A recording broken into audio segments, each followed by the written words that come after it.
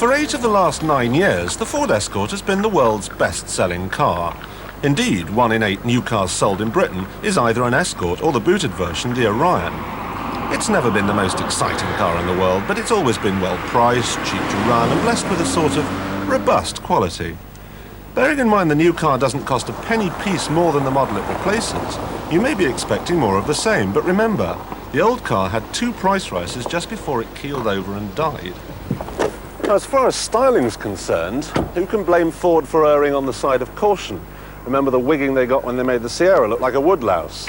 This is a bit bland, but the divot down the side and the slightly flared wheel arches help liven up the profile to a certain extent. Sadly, they don't do the same for the rather anonymous front end. The Orion, on the other hand, which was designed at the same time as the Escort, as were the Cabriolet, the Estate and the van, I think manages to look rather more like a classy saloon and rather less like an Escort towing a football pitch, an accusation that could certainly be levelled at its predecessor. The body's now 15% more aerodynamic than it was before. It's a little bit longer, it's a little bit wider, and that of course pays dividend in the boot, which is now 6% bigger than it was before. Reps will be rejoicing the length and breadth of the land. So as this car sits in the showroom, there's probably nothing that's going to frighten anyone away.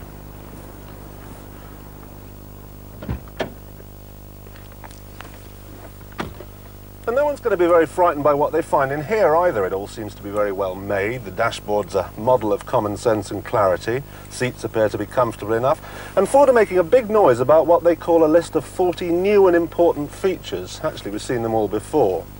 Of rather more note, I think, is an extensive options list. You can have things like a compact disc player, power steering, air conditioning. In fact, it's entirely possible to turn a £9,500 hatchback like this one into a sort of £12,000 limousine. Ford would argue it's got limousine levels of space now. They've increased the wheelbase by 5 inches and the track by 2.5. That, they say, gives an extra inch of legroom and an extra 3 inches of shoulder room. They even say it's the most spacious car in its class, but I'm not so sure. Anyway, let's go and see what it's like to drive. Oddly enough, the worst part of the old car is the only bit that's been carried over to the new one. I'm talking about the engine. The range, as before, goes from 1.3 to an injected 1.6 and includes a diesel. The only difference being that you can now fit a catalytic converter on petrol models. Now that may do wonders for the trees, but it doesn't half harm the performance. And if there's one thing this 1.4 can do without, it's something that slows it down. Not only isn't it very lively, but also it doesn't win any economy prizes either.